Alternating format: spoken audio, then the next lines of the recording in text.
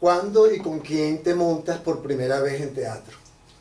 Esa es una historia de verdad muy bonita, con muchos recuerdos, porque bueno, gracias a esa experiencia estuve ya casi 40 años en el teatro. Mm, En mi grupo de amigos de generación en el silencio, tenía un vecino, Frank Mato, que me comentó que estaban ensayando una pieza teatral, algunos muchachos jóvenes, y se encontraban en el bloque Tres. 13 del silencio. Creo que en ese momento yo no conocía, nos conocíamos de De vista, vista. pero no habíamos entrado en amistad. Y Frank me invitó a que viera un ensayo para que le hiciera comentario. Yo asistí a ese ensayo y entonces, bueno, yo nunca había estudiado teatro ni tenía experiencia. Y entonces, bueno, comencé a hacer comentarios y aparentemente los comentarios eran interesantes y buenos, que me pidieron que porque yo no seguía yendo y ayudándolo. Y bueno, así ocurrió y ¿Cuál fue nosotros, la obra? Godspell. Era una versión de una pieza que ya había dirigido este Levi director, Russell. Levi Russell. Y entonces, bueno, teníamos la posibilidad de hacerla como generación joven e impetuosa y con ganas de abordar el teatro desde la inocencia, digo yo, y desde la ignorancia también en el buen sentido, porque ninguno había hecho teatro y éramos absolutamente amateur, pero era un juego, fue un juego muy, muy bonito y muy interesante. Porque bueno, lo anecdótico también es que en eso de yo decir cómo me parecía y hacer correcciones, entonces les pareció también que estaba bien y me invitaron a dirigir la pieza, y entonces mientras dirigía, que yo les decía cómo deberían hacer, entonces me Me se dijeron, luchaste después. ¿cómo?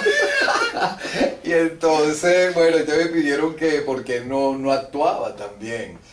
Hiciste Noé y después Hice hiciste Judas. exactamente. Y entonces, bueno, en estos días este amigo mío ha estado mandando una foto recordando momentos coreográficos de esa Eso fue en pieza. 1975. 1975, sí, de verdad que eso fue un viaje muy bello porque, bueno, había digamos, apoyo de parte y parte. Mi familia no comulgaba mucho con eso y durante muchos años no comulgó, y todo esto lo hacía escondido de mi familia, y digamos, fue una experiencia muy bonita porque también de alguna manera como que eso nos empezó a perseguir, en el sentido de que recuerdo muchísimo que nos fue a ver Enrique Benchimol y él quedó muy, digamos, muy contento con lo que vio de este grupo de muchachos, y nos invitó a su escuela de teatro que Nos dio las llaves, te acuerdas. estaba en la casa sindical. Te- Y Taller, no, taller acuérdate que escuela era de teatro. escuela de teatro. Taller escuela de teatro. Exactamente, que estaba en el Paraíso, en la casa sindical. Sí. Y bueno, nosotros comenzamos a ir, pero ya el hecho de acercarnos, digamos, formalmente a una escuela, fue menos grato para nuestra familia, no estaban tan de acuerdo. Sin embargo, estuvimos haciendo, íbamos a la escuela, de alguna manera tomamos algunas clases. Él nos invitó, recuerdo muchísimo, a un festival que organizaba, en ese momento En los barrios, ¿no? era en los barrios, creo que lo organizaba Prevención del Delito, Delito, exacto. que era en ese momento la PTJ, y nos presentamos en distintos barrios. Bueno, que hay muchas anécdotas por el comportamiento de la gente, pero sin embargo también siguió siendo una experiencia muy bonita. Yo recuerdo que bueno, hicimos este festival y recuerdo que continuamos ensayando porque incluso fue creciendo el elenco, Sí. pero nunca la volvimos a representar. Pero llegó un momento que el elenco eran como de 30 personas. Me acuerdo que ensayábamos en una azotea. Incluso yo recuerdo mucho que ya yo creo que tenía 17 y 18 años y todavía nos castigaban y me quitaron la llave. Yo decía que iba a comprar unos caramelos y me iba corriendo y me subía por un tubo a la azotea y ensayaba y volvía a mi casa. Todo un, todo un recuerdo. En la azotea donde quedaba el Palacio del Libro. Encima del Palacio del Libro, ¿verdad? Que ahí vivía Fito, Belki. Y bueno, luego, sí, después de eso, bueno, vienen otras cosas, pero realmente ese fue el verdadero inicio y me acuerdo mucho que nosotros nos presentamos, nuestro estreno fue en el auditorio de San José del Ávila, el seminario San José del Ávila, que tenía un auditorio y allí nosotros nos presentamos, pero recuerdo una persona cuyo nombre no me viene, que empezó a darnos clase, que era un tipo delgado, no sé si lo recuerdas. Que era seminarista. Que era seminarista y tenía, de alguna manera había estudiado teatro y nos empezó a dar ciertas clases y nos explicaba pues cómo, nunca se me va a olvidar cuando nos empezó a enseñar esa manera de caminar muy antigua de cómo se camina en el teatro para crear la idea de la que sensación a lo Michael Jackson. No había todavía Michael Jackson. Fuimos los pioneros, pues. Pero, exacto, ¿no? Y entonces nos regañaba, porque no entendíamos que no éramos actores, no, pero si apenas estábamos iniciándonos. Eso también lo recuerdo mucho, y bueno, las cosas también, no sé si pueda llegar ahí, las cosas de como lo cíclico y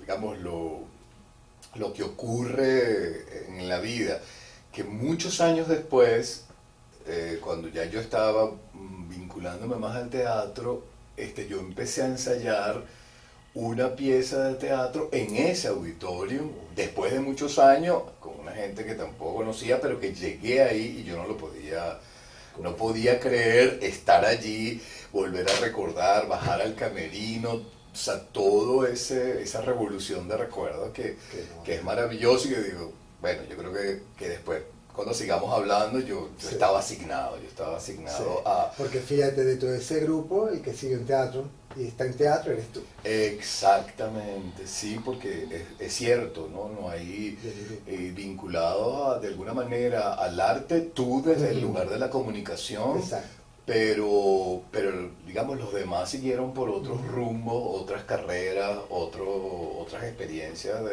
de vida, y ciertamente el que continuó y se quedó y sigo soy yo. Sí. Primera incursión, incluso todavía pudiera decir de alguna manera amateur, pero fue la primera obra que se presentó, donde me presenté en un teatro, como teatro en Caracas, y fue esta pieza que escribió Javier, no recuerdo ahorita su apellido, esposo de Erika Tocar. Javier Miranda, murió de cáncer recién, escritor.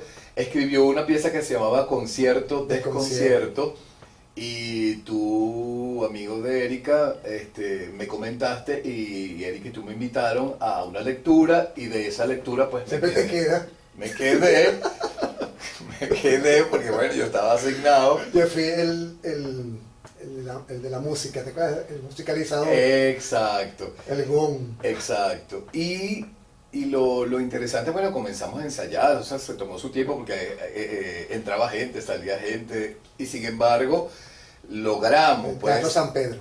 Creo que era Teatro Luis Peraza, porque ahí funcionaba el Cine San Pedro. Ya era Teatro Luis Peraza. Fue el primer teatro donde yo realmente me presenté, que esa es la otra anécdota de lo, digamos, lo cíclico, o lo que dice la sincronicidad de la que habla Jung, el psicoanalista, de que fue el primer teatro que yo me presenté, y muchos años después es el teatro que le entregan como grupo residente al taller experimental del teatro. Eduardo Gil se había distanciado. Ya ahí continuaban como fundadores al frente del TED Francisco Salazar, Guillermo Díaz Yuma, y estaba María Fernanda Ferro, que ya también falleció, en paz descanse. Eran, digamos, con los que se habían quedado como pilares, y el resto del elenco. Y ahí eso es también interesante, y me parece importante comentarlo, porque nosotros estábamos representando Ricardo III de Shakespeare, y habíamos hecho varias temporadas. Y recuerdo que en una temporada en el teatro de la Fundación Rajatabla hicimos una función, una pieza que duraba casi 4 horas, y estaba nada más una sola persona en la sala, y nosotros decidimos, bueno, porque el taller experimental de teatro dicen que es un monasterio, que es un grupo cerrado, hay muchísimos adjetivos. Ciertamente un grupo muy serio y de mucha investigación. Decidimos hacer la función, pero quien estaba presente era Rafael Zapata, que era amigo de Pancho Salazar, y que incluso había sido también actor de Rajatabla, pero él era muy amigo en ese momento de José Antonio Abreu. Él quedó, o sea, no le parecía justo que una obra que le pareció impactante, importante, muy seria, densa, con buenas actuaciones, no la viera nadie. Entonces él invitó a José Antonio Abreu en una temporada que hicimos nosotros en los espacios del Grupo Actoral 80, ahí en Parque Central, y el ministro fue a ver la pieza. Y quedó tan impactado, dice, no puede ser que este grupo esté tan desasistido, no tenga, porque nosotros trabajábamos en Bellomonte en una adicional de una quinta en Bellomonte. Entonces él dijo, no, esto hay que arreglarlo, y justamente a partir de ahí hizo todas las diligencias, y gracias realmente a José Antonio Abreu da la residencia del Teatro Luis Peraza, y posterior a eso también conjuntamente con Herman Lexter, que era en ese momento director de teatro en el CONAC, no era todavía ministerio, y el que estaba al frente era José Antonio Abreu. Deciden la remodelación y restauración de lo que era el Cine San Pedro, y convertirlo en una sala de teatro polivalente, en fin, Shakespeare. ¿Cuánto tiempo más o menos el proceso de aprendizaje en tu caso? Cuando hablas de aprendizaje, ¿hablas de formación o hablas de memoria de un texto? Yo siento, Armando, que ese proceso de formación, a mi juicio, y a veces suena modestia, no se termina nunca. Si bien uno comienza, como ocurrió en el TED, porque yo ingresé al TED y estaba en un trabajo con un grupo también contemporáneo, que estábamos haciendo talleres y estábamos en el montaje, pero típico, se diluyó, se fueron, y me acuerdo que en un momento me quedé yo solo trabajando, y empecé a trabajar, cosa que le agradezco a Jerry Lewis.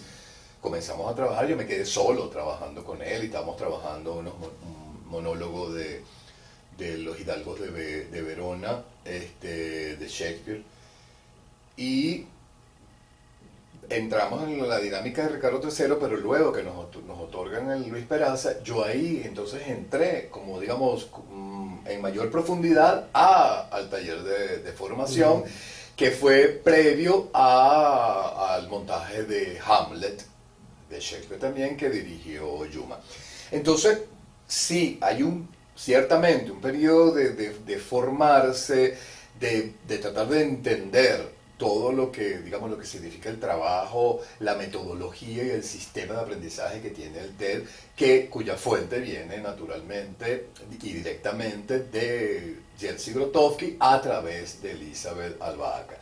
Ya anteriormente Eduardo Gil había viajado a Europa y se había encontrado con una también de las discípulas que tuvo un acercamiento, un taller, y Eduardo es el primero que introduce todo este trabajo en los sótanos del los sótanos de la sala de concierto de la Universidad Central de Venezuela, donde salieron varios grupos, y ahí es donde realmente nace el TED con los primeros trabajos que dirigió Eduardo Gil.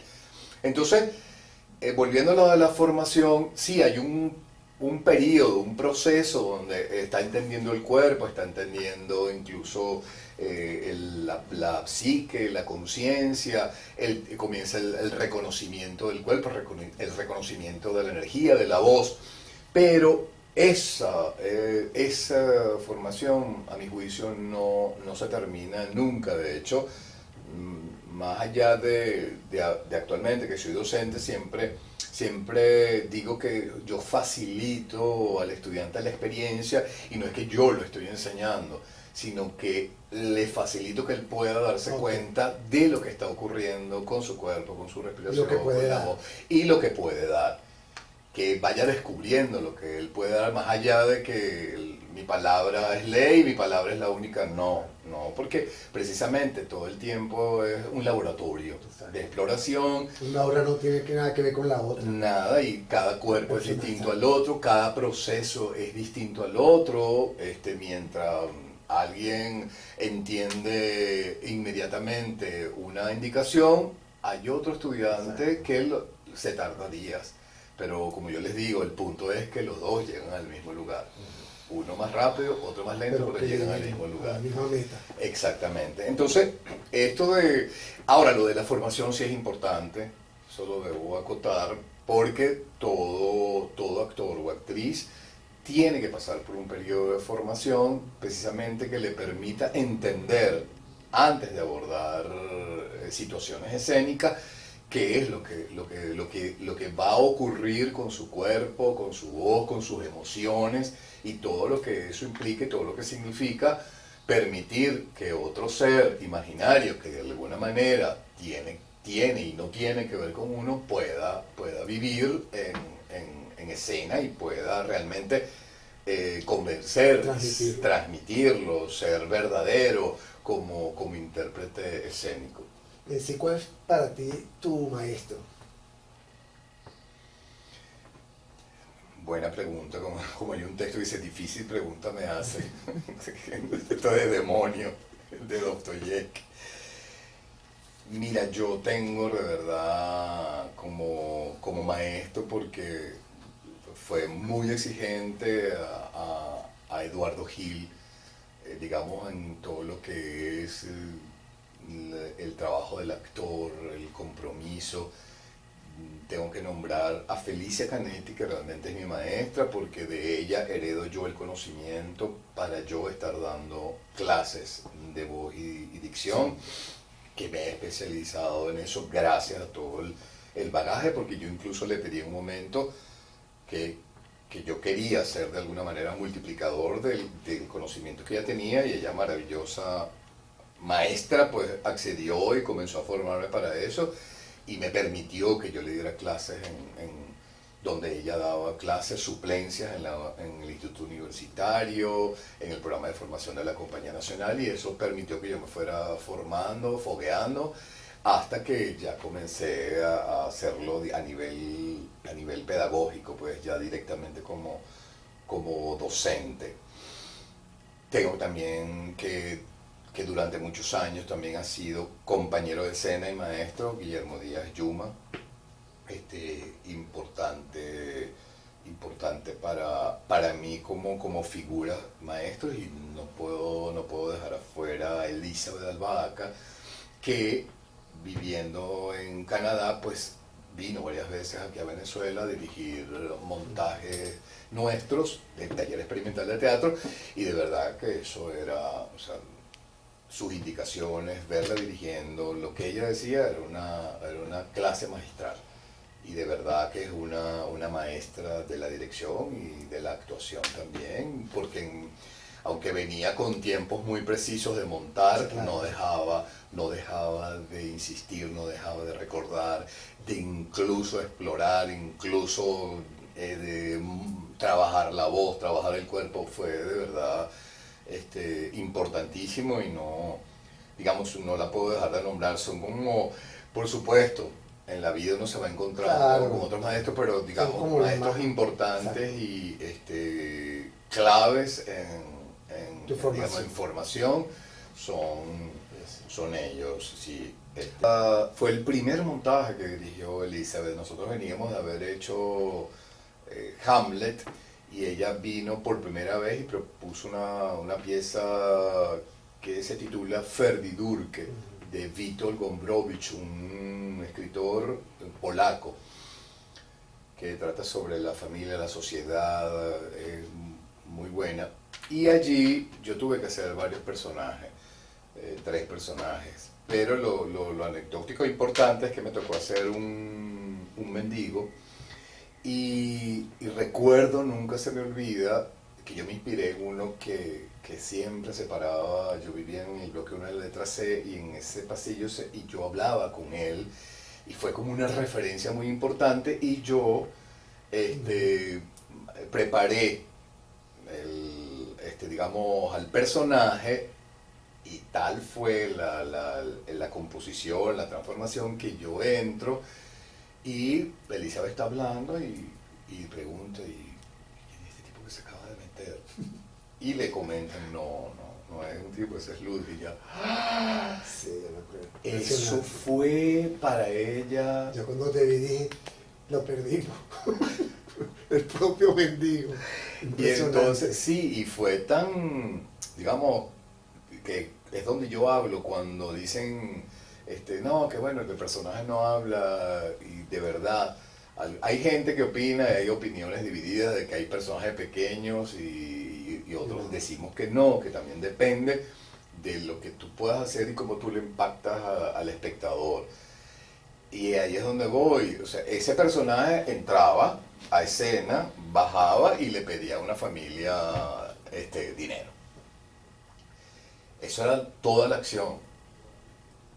Pero en el trabajo que yo llegaba, a mí se me ocurrió proponer, porque en ese momento que pedía, se suponía que el personaje se va y viene un gran monólogo del personaje principal que lo hacía Carlos Sánchez Torrealba.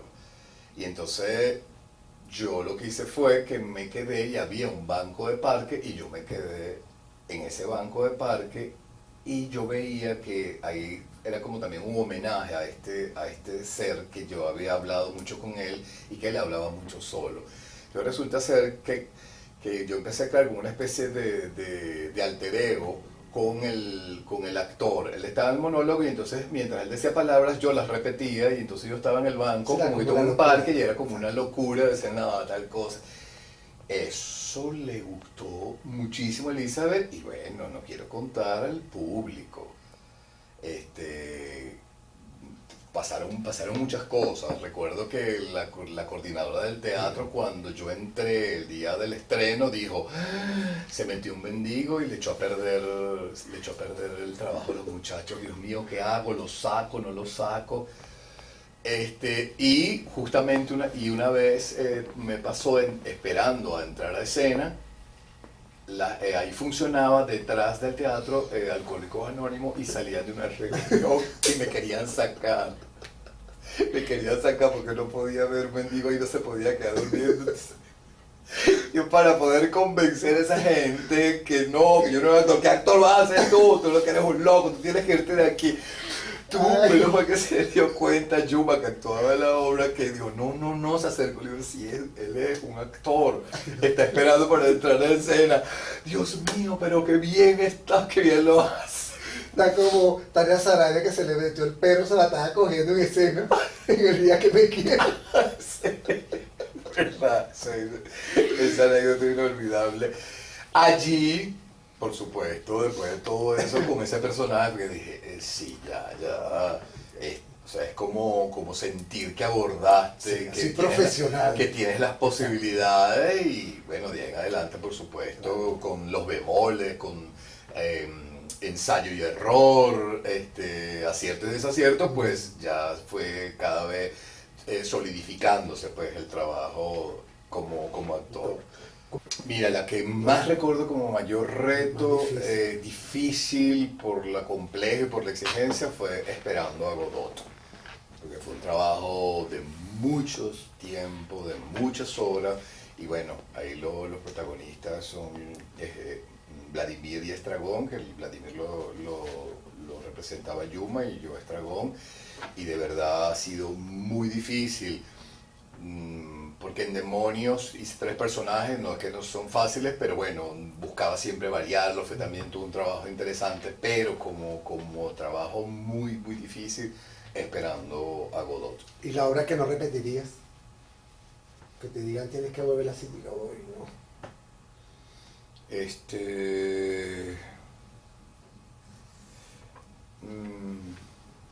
Oye, es difícil porque la mayoría de las obras siempre me han dejado una satisfacción, siempre han sido para mí un reto.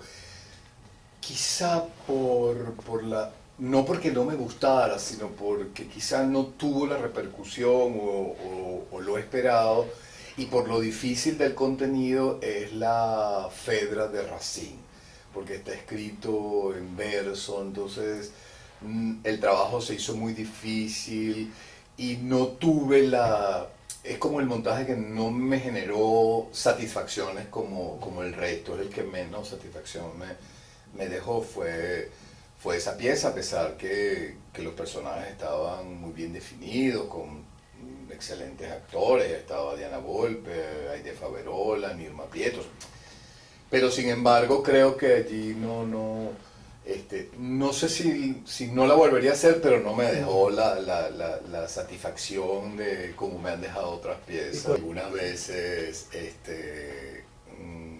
sobrepasa un poco, incluso interviene en la salud, comentarios de amigos, de familia, de Costa, mi amigo, que ya estás entrando en recta final, porque empieza uno, le empieza a cambiar el carácter, no duermes bien, te despiertas diciendo los textos. Es de verdad, es todo un proceso y toda una dimensión que realmente desconoce al espectador. De hecho, siempre digo que sería maravilloso, y se ha hecho en el cine. Es lo que ocurre realmente detrás de escena que el espectador no ve. La angustia de un actor que anda corriendo porque no encuentra un vestuario, no encuentra un elemento y ya tiene que entrar a escena. La angustia de que que sales de una escena y tienes que cambiarte rapidísimo para entrar inmediatamente a otra escena, cambiado con todo y que te ayudan. Recuerdo muchísimo a Diana Volpe en un montaje, no me viene ahorita, que eran dos piezas que dirigió Costa, ya me va a venir el nombre, y teníamos un cambio inmediato, salíamos de escena y teníamos que cambiarnos inmediatamente, ropa y todo, y en el cambio decía, ¿por qué nos gusta sufrir a nosotros los actores? ¿Por qué sufrimos con un ataque, una cosa así? Sí, porque era demasiado rápido el cambio, y sobre todo ella tenía que quitarse vestido, ponerse vestido, soltarse el cabello, yo no lo tenía fácil, pero ella lo tenía. Ese hablado con Mirla Castellano.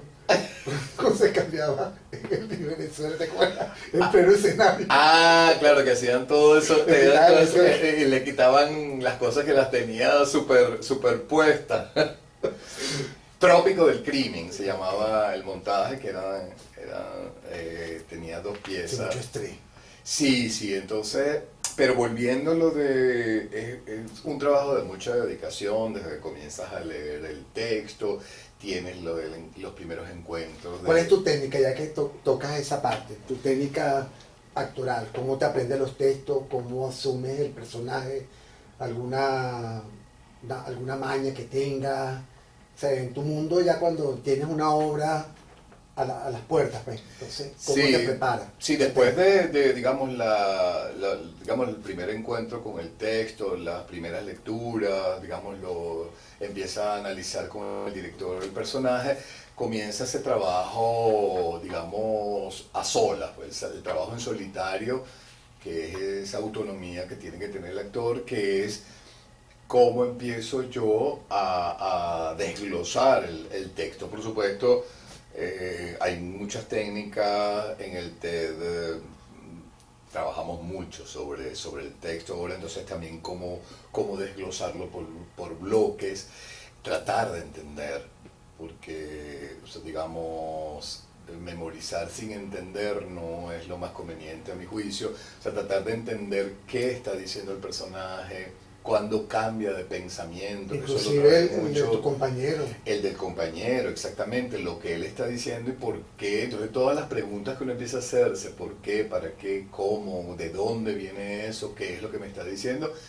Y empieza todo ese proceso de lo que llamo también el monólogo interior, pues que también apuntan otros maestros y estudiosos del teatro, que es eso que está pensando constantemente el personaje mientras está en escena, que es lo que te permite, lo que también otros llaman el subtexto, que es lo que está por debajo, que es lo que piensa.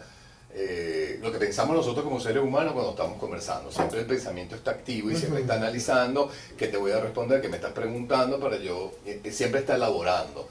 Y eso es lo que evita que entonces el actor se quede vacío y simplemente lo que está esperando es que me digas la última línea del texto para yo responderte, sino que ya hay una elaboración allí y eso empieza a pasar durante, en mi caso, durante la memorización. Yo empiezo al lado del texto a anotar qué es lo que está pensando el personaje y lo voy anotando al lado del texto. Ah, tú aquí me quieres decir a mí tal cosa y tal cosa, sí, pues no me vas a convencer, ¿verdad? Todo está ahí. Y el otro punto que es largo, en mi caso, la memorización, largo, porque es un trabajo que primero que no se hace, nunca memorizo en voz alta. Ese también fue un consejo y una herencia del TED, porque la tendencia es que si memorizas en voz alta, comienzas inconscientemente a grabar una manera de decir el texto. Y romper con esa manera de decir el texto es muy difícil. Y normalmente nosotros tenemos por práctica o mala praxis en la primaria que nosotros memorizamos al caletre, y entonces siempre hay como una especie de cantadito, ¿no? Bolívar nació en Caracas entonces cuando empiezas a memorizar en voz alta puede que ocurra eso. Entonces la idea es memorizar en silencio, moviendo los labios. Y yo digo, donde es largo es porque para yo afianzar realmente la memoria, yo me aprendo una línea, la repito, me aprendo la segunda, regreso a la primera y a la segunda, me aprendo la tercera y por supuesto yo voy asimilando más, digamos, como repito y repito y repito y repito y repito, se me va quedando mucho en la memoria y de verdad que ha sido una técnica que incluso siendo un poco larga me permite memorizar en inmediato, o sea, memorizar de un día para otro. Luis, el aplauso, ¿qué se siente? Es de verdad, es una sensación muy bonita y muy grata, que es el agradecimiento del espectador al trabajo que tú le acabas de dar. Indiscutiblemente siente como un fresquito, un regocijo cuando incluso te toca saludar solo y la gente se pone de pie y te grita bravo por el trabajo que acabas de hacer. Sientes una gran satisfacción y sientes que estoy cumpliendo con lo que tengo que hacer. Vale la pena, como dice un texto de Hamlet, vale la pena este oficio. Nunca me bajaré de un escenario, dice un texto, y así lo he hecho. Nunca me he bajado de un escenario. Y es de verdad, más allá del ego, de a quien aplauden más, a quien, aunque ya vengo con montajes donde todos saludamos juntos. Tengo tiempo montajes de eso donde va saliendo los actores más nobles y después los ve y después salen las estrellas. Me ha tocado, pero no ha sido una cosa de que tiene que ser así, de que ni es una cosa que la exijo, como sé que también con todos los merecimientos hay actores que exigen saludar solos, porque Sí. bueno, son una figura. Bueno, A mí realmente no es algo que me preocupe y bueno, he saludado junto a Francis Rueda y Aura Rivas, los tres juntos, que son dos monstruos de sí. actrices, y igualito con la misma humildad, ella, o sea, nada, y hemos saludado, o sea, nada ha ocurrido en ese sentido, hemos saludado juntos Exacto. como compañía, por ejemplo, en Mr. Hamlet saludamos todos juntos y no hay Sí. esa diferencia, me parece que también eso está bien, pero volviendo a tu pregunta, sí, de verdad es una gran satisfacción y un agradecimiento que sientes El del aplauso va por espectador. dentro. El aplauso va por dentro y por fuera cuando la gente lo hace y lo reconoce, porque también de alguna manera, más allá de cuando hablo también digo, es un reconocimiento incluso a veces más importante que un premio. Exacto. ¿Entiendes? Esa gente que te agradece y no solamente cuando termina la obra, sino cuando tú sales, que de alguna manera hay gente esperando y gente que no te conoce y te saluda y te Pero que agradece. se ven en el público. Absolutamente, absolutamente, y ahí uno tiene que estar agradecido porque sin ellos no se hace la función. Exacto. De hecho, ha habido momentos que no sé si lo tienes allí, momentos donde ha habido que suspender y no es grato cuando no hay público, cosa que no hace el TED. Y es decir, Sí, si hay 2, 3, 4, se hace función. Hay otras agrupaciones donde sí suspenden porque nada más hay 2, hay 3 personas y se concha de hacer todo este esfuerzo. Yo siempre insisto, bueno, pero esas 3 personas hicieron el movimiento para venir. Pero bueno, Exacto, a veces claro. uno no es mayoría, entonces bueno, algunas veces ocurre. Yo disfruto muchísimo de la comedia y la tragedia. Me gusta mucho la tragedia, me gusta mucho lo denso, quizá porque hay una influencia notable con el taller experimental de teatro, que si bien ha montado comedia, pero bueno, digamos su fuerte ha sido el trabajo dramático, el trabajo trágico. Entonces, por toda la realidad del ser humano contemporáneo. Entonces, claro, de alguna manera hay una influencia allí, pero sí me disfruto mucho de la comedia.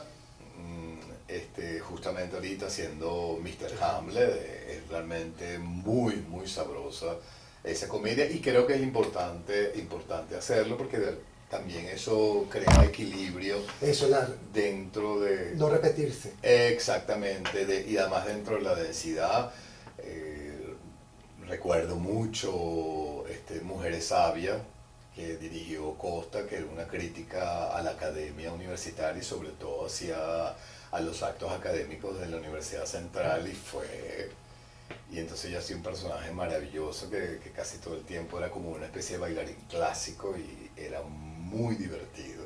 Y le gustaba muchísimo, esta pieza le gustaba muchísimo a la gente. Y Costa, como trabaja también mucho el repertorio latinoamericano, la dramaturgia latinoamericana, montaba muchas piezas también que son comedia. Y entonces, bueno, eso también me ha nutrido muchísimo porque también he abordado la comedia y la disfruto mucho, sobre todo la composición de esos personajes de comedia que no son fáciles, que uno cree que son fáciles, sino que te están pidiendo otro mecanismo, otra situación y te está pidiendo otra energía, otra manera de abordar que te la pide también de otra manera el drama y la tragedia. Bueno, he estado en el Festival de las Artes, fue el primer festival en Brasilia.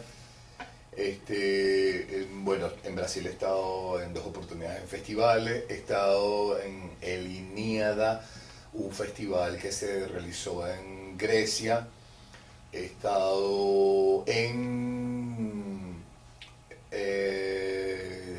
Texas, en el Festival de Teatro Clásico, que ahí llevé piezas del Teatro del Siglo de Oro porque era un festival de teatro clásico. Eso está en El Paso, en Texas, exactamente. Allí también participé en festivales. He trabajado con Los Ángeles. En Los Ángeles he trabajado con el Teatro Las Américas, que reside en California. Allí también he trabajado en varias piezas teatrales. Estuve en el Festival Off de Atenas el año pasado también. Y he estado también en Cuba, por supuesto, en la Semana del Teatro Venezolano. En otra oportunidad llevamos Penitentes. Sí he estado en varias oportunidades también en Cuba, en México también. Bueno, esta vez fue un concierto con textos que también Y lecturas dramatizadas también. lecturas dramatizadas también que se han hecho aquí en Venezuela y fuera. Sí, realmente he tenido también la posibilidad de participar y representar a Venezuela en festivales fuera del país. Pero cuando nosotros éramos mucho más jóvenes, no estaban de acuerdo nuestros padres. De hecho, muchos años tardó que mi papá me fuera a ver al teatro. O sea, mi mamá siempre, porque las mamás siempre lo apoyaron a uno, las mamás intuitivas siempre sabían y mi mamá siempre fue. Pero mi papá fue después que mi mamá falleció. Y fue, por Dios, fue súper emocionante. Y ya me conmuevo. Verlo de pie, aplaudiendo y gritando bravo. O sea, bueno, de alguna manera indirecto fue un logro, porque mi papá, después que mi mamá partió, quiso como llenar el vacío que dejó mi mamá y bueno, realmente fue maravilloso esos años de mi papá queriendo, como fan, queriendo, ¿no? Y queriendo ser como la gallina que era mi mamá con todos, de verdad. Entonces fue, digamos, en ese sentido, volviéndolo, creo que tiene que ver que nuestra familia en general no están tan de acuerdo. Bueno, por muchas razones, porque hay también todo este mito de que los actores, las actrices, los artistas en términos generales, si son se gay, pueden si son gay o prostitutas o que eso no genera ingresos, vistos desde el punto de vista de los ingresos, que no está mal, pero bueno, que no piensan que hay una necesidad también humana y que si bien no es que ganamos lo que deberíamos ganar, pero de alguna manera por otro lado hay una gran satisfacción humana, de vida, profesional, que tú dices, sí, o sea, yo no, tú me preguntas y yo no lo cambiaría. Y si existen las otras vidas, yo quiero volver a ser artista y quiero seguir siendo actor, bailarín, cantante, todo. Todo lo que sea. Todo lo que esté vinculado con el arte. ¿Cómo llegas al cine? Buena pregunta. En el cine yo había hecho en varias oportunidades, había hecho casting y bueno, no me llamaban. Y me acuerdo con Beto Benítez, hice un casting para un personaje de un proyecto de una película que se iba a realizar. Y hice, digamos, bueno, en los castings tú casi no te preparas, sino que te dan un texto y tú después te filman y te dicen, bueno, mira, más o menos te explican, el personaje está en tal situación, en fin. Yo lo hice y Beto me dijo, mira, Ludwig, el director vio el casting y le gustó mucho tu mirada, tus ojos, pero te quiere para otro personaje que incluso es más importante que el que tú audicionaste. Y resulta ser que fue esta película Elipsis, que bueno, 2006. Sí, digamos mi debut en el cine, además que me da mucha risa porque nosotros vimos tantas películas y el día del estreno fue inolvidable porque lo primero que aparece es la 20th Century Fox, toda aquella cosa. Fanfarria. O sea, en mi vida, qué vida yo imaginar. Y bueno, fue Elipsis. Y con Edgar Ramírez. Que el protagonista fue Edgar Ramírez, que de verdad yo celebro enormemente el reconocimiento y cómo ha triunfado Edgar en el exterior, porque realmente fue un ser humano maravilloso, maravilloso. Siendo el protagonista, él sabía que era mi primera película y no te imaginas cuánto me ayudó cuando hablábamos, ensayábamos, me aconsejaba, porque ya él sí venía con una experiencia en la televisión y en el cine. Y de verdad, incluso él tenía ya ese momento, ya era una figura, porque él ya tenía asistente y él tenía como un espacio en la quinta donde grabábamos que era de él, y él me decía que me viniera con... Y ahí conversábamos, él venía su asistente, de verdad se portó maravilloso. Y por supuesto cuando yo lo veo, lo que él ha logrado, de verdad que lo aplaudo, porque y creo que sigue siendo un Humilde. tipo muy humilde. Además ya creó como una particularidad, una estética, incluso como actor, que siempre le está introduciendo una frase en español y además dicha como un venezolano, ¿no? Y Y cortometraje también. después sí, después he estado, que recuerdo ahorita, en La Planta Insolente, que dirigió el maestro Román Chalbó. Estuve en Maizanta, en una película que también, Operación Orión, que tiene que ver con este asalto de la Quinta de Actari, que bueno, es una Solo. Solo, que dirigió, Dios mío, O sea, que no. no recuerdo ahorita, la dirigió quien era esposo de Elliot Snyder, era como el asistente de dirección, una maestra también de la actuación. No me viene ahorita el nombre de su esposo, que dirigió Solo también. Alter Ego. Alter Egos también, Alter Ego fue un cortometraje de unos estudiantes de cine, que también fue unos muchachos muy inteligentes, muy entregados, que también lo hicimos. Además lo hicieron ya se empezó el formato de las cámaras fotográficas, que también se hace cine. He apoyado a varios estudiantes de universidades con cortometrajes. Ahorita, recientemente, estuve apoyando al hijo de Gerardo Luongo y de Dora Farías, que son actores y de la Compañía Nacional, que su hijo está estudiando audiovisual en UNEARTE y tuvo que hacer un cortometraje. Entonces hizo un guión sobre este texto de Mario Benedetti, Pedro y el Capitán, que tiene que ver con la dictadura en Uruguay. Y entonces, bueno, hicimos un trabajo, bueno, que también vale la pena apoyar a las nuevas generaciones, que me parece muy importante. Sí, he estado en varios proyectos de cine, sí, gracias a Dios, y ha sido siempre una experiencia muy bonita el trabajo con el cine, con los directores, porque además es como una familia, porque es muy grato, porque cuando entras en un proyecto siempre te encuentras con gente que ya conoces, con camarógrafos, con el director de fotografía, con asistentes, con La gente del medio. Pues. Entonces te saludan con mucho cariño, en ese sentido. Entonces también es muy grato participar en el cine. ¿Y Yo de verdad no he estado muy animado ni muy casado con la posibilidad de hacer televisión.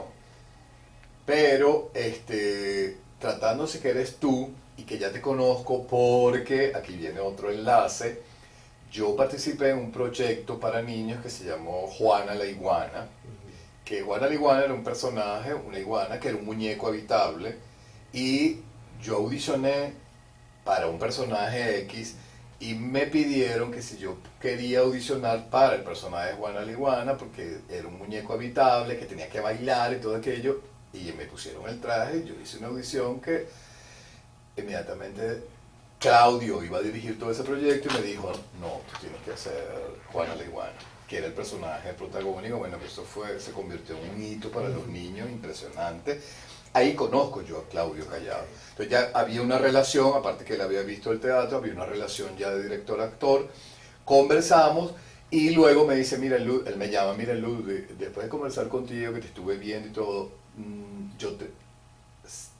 para el personaje que sí lo puedes hacer, pero yo te veo en otro personaje que incluso es más importante todavía, que porque viene a ser el capataz de una hacienda, viene a ser como el papá de crianza de Daniel Alvarado, que era la protagonista. Y entonces, y luego tuve ya otra conversación con el director ejecutivo y todo aquello, que ya la cosa se empezó a formal.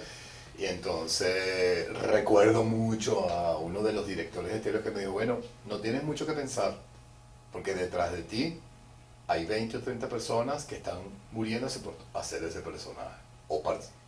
Dije, no, ya tomé la decisión.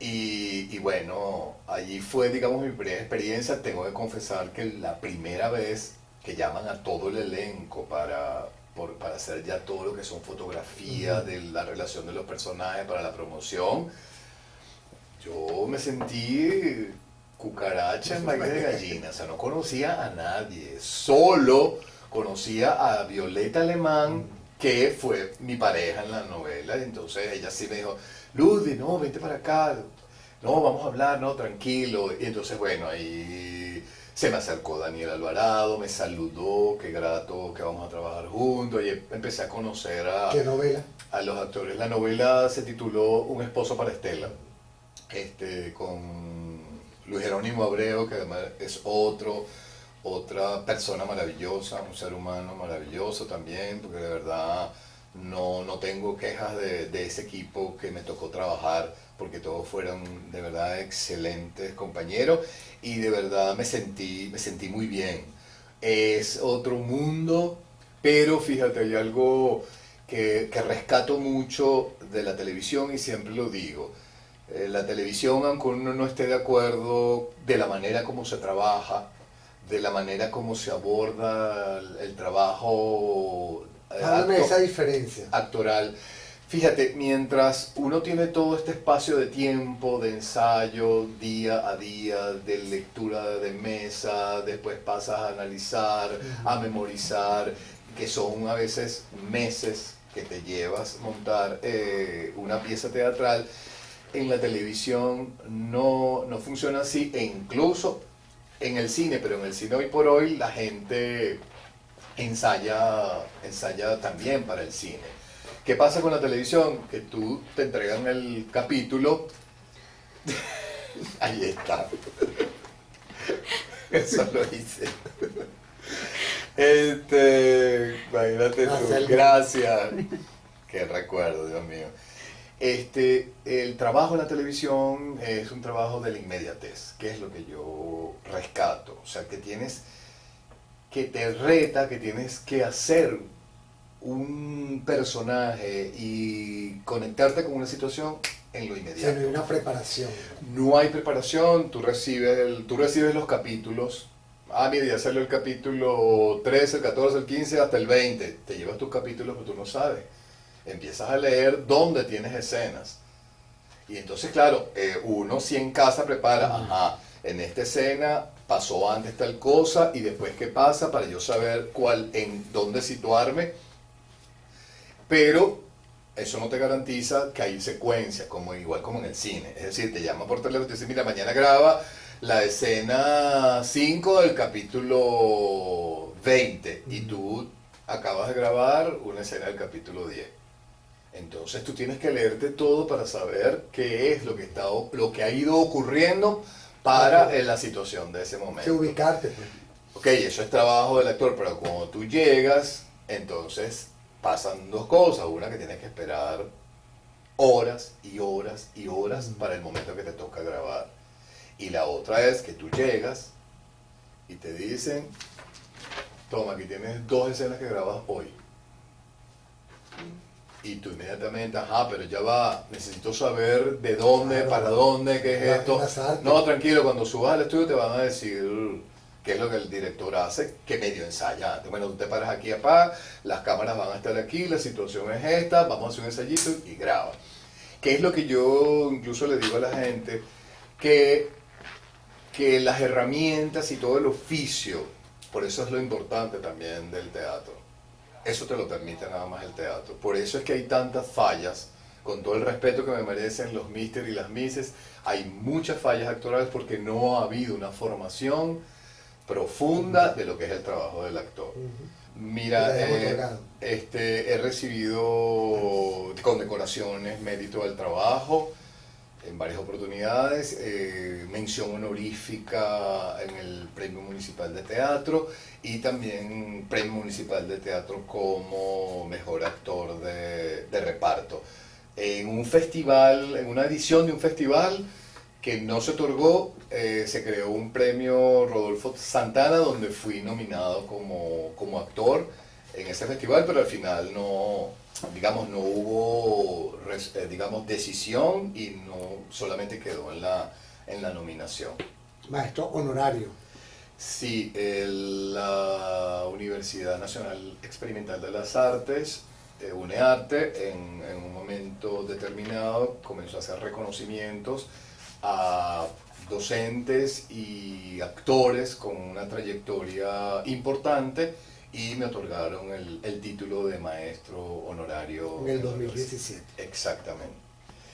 Mira, yo creo que, y desde un lugar modesto, creo que el aporte mejor es que soy historia del teatro venezolano y yo creo que eso ya es un gran reconocimiento y a la vez es un gran aporte.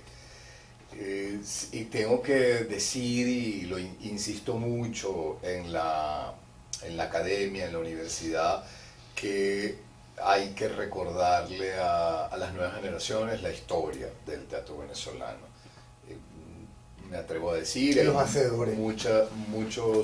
Muchos jóvenes estudiantes que no saben quién es o quién fue Eduardo Gil, o personas que están vivas, no saben quién es Aura Rivas, quién es Francis Rueda, y están en una universidad estudiando actuación.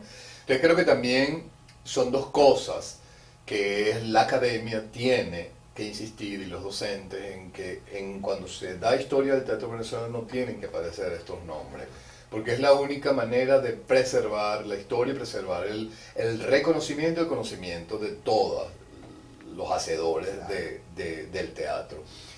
Y que también como aporte un gran trabajo de dedicación, de disciplina, de un gran esfuerzo que me han colocado en un sitio importante de reconocimiento por parte del público, por parte de los colegas actores, de directores, digamos, de las instituciones gubernamentales que saben quién es Ludwig Pineda, quién es Aura Rivas, quién es Francis Rueda, y así un grupo de actores.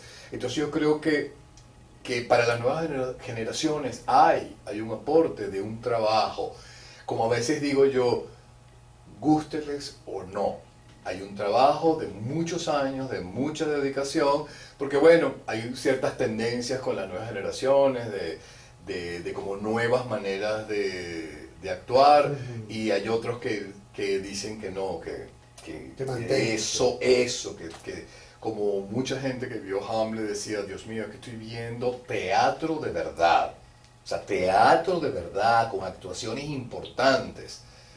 No estoy viendo cualquier cosa. Entonces, exactamente, entonces de alguna manera también eso es un aporte, que incluso estudiantes con los que le estoy dando clase, que quedan incluso impactados, comentarios como, me dejó sin palabras, profe, o sea, yo no estoy impactada, yo no salgo de mi asombro de lo que yo acabo de ver.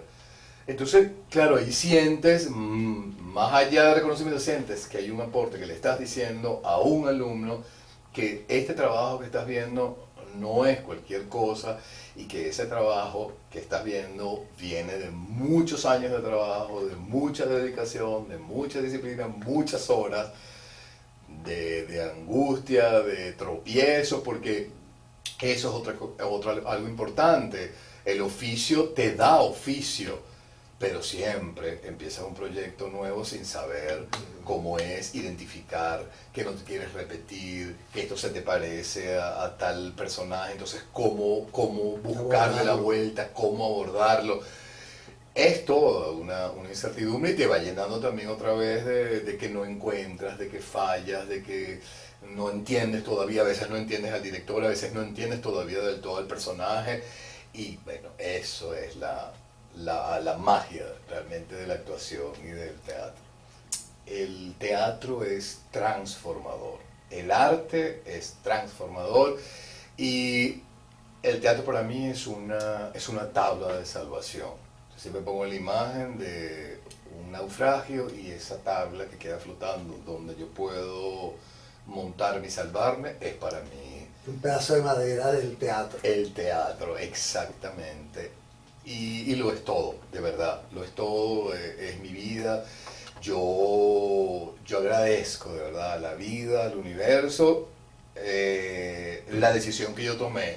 Para algunos equivocada, para mí fue un acierto total, porque de verdad estoy muy satisfecho con lo que he hecho, con lo que hago y con lo Y lo que que haré en el teatro y para el teatro venezolano y el teatro mundial, porque bueno, he podido cruzar fronteras y que vean también mi trabajo. Y te he ido nadando. Y bueno, y por supuesto siempre me llena de emoción y me conmueve mucho hablar del teatro y verdad lo que representa y que ciertamente es transformador. Bueno, Luis, muchísimas gracias. No, a ti, querido amigo.